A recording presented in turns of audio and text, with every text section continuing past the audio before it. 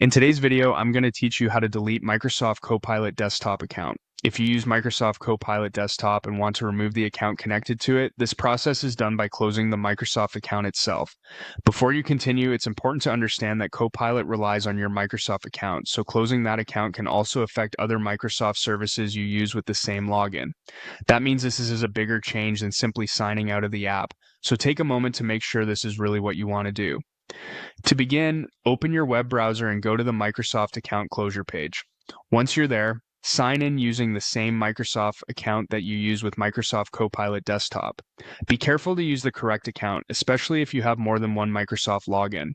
If Microsoft asks you to verify your identity, just follow the on-screen instructions to complete that step. This is a normal security measure designed to protect your account and make sure only you can make this kind of change. After that, check that the correct Microsoft account is shown on the screen and then click Next. Microsoft will then display important information about what happens when you close your account. Read through this section carefully because it explains what you may lose access to once the account is closed. As you review the information, check each box to confirm that you understand the effects of closing the account. This part is important because Microsoft wants to make sure you've acknowledged the consequences before moving forward. Next, choose whether you want a 30-day or 60-day reopening period. This reopening period gives you some time to change your mind after marking the account for closure. If you think you may want extra time just in case, the longer option may be the safer choice.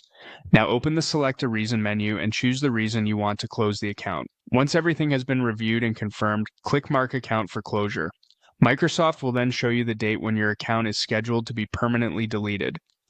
Make a note of that date if needed. If you change your mind before the reopening period ends, you can simply sign back into the Microsoft account to reopen it.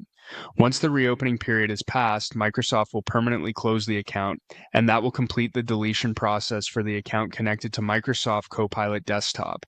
And that's how to delete the Microsoft account used with Microsoft Copilot Desktop.